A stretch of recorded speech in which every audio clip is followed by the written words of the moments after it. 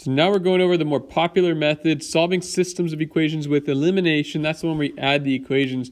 Hope one of them cancels out. Khan breaks this down step by step by step. Kind of each assignment is just bringing it into those different steps. So what is the result of adding these two equations? So we're not even solving here. We're just going to add these two equations up. And so, don't like that plus sign. Just wish I had better handwriting. 2x plus 5x is 7x. 3y plus negative y is 2y. It's just 3y minus y, right? And then negative 5 minus 12 is negative 17. So that's what happens if you add those up. Now, is that a good thing? No, we didn't eliminate a variable. But remember, that's not the point of this assignment. We're just strictly adding these two equations. That's what we're doing. This is the exact same thing. We just add these two equations. So we get 9x. And then this one, you'll see 2y minus 2y is 0. So we'll just not put that.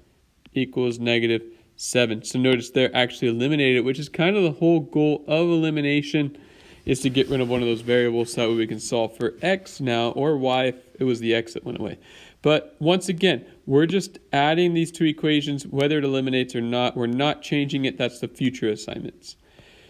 What's the result of subtracting the second equation from the first? So this one, we're going to be subtracting the second equation. So I'm going to go ahead and take that second equation, multiply it by negative 1. And that's just a good habit to do. You know, I could teach you the shortcut of just saying, hey, negative 2x minus 3, 7y minus 7. But it's probably better to get in the habit of multiplying by the negative 1, because that's what we're going to be doing in the long run. And then we'll just add these straight down to get negative 5x. And then the y's cancel. That's kind of nice. Let's just see one more time. I just want to highlight that. So we're subtracting the second equation from the first. So once again, we'll just take this equation, multiply it by negative 1, because we're going to be subtracting it. So that's negative 2x. And then plus 5y, because that double negative. And then that becomes a positive 1. Don't forget this constant term. That's usually the one people forget to multiply. I've even been guilty of doing that in class. It's embarrassing, especially after you give a speech about it.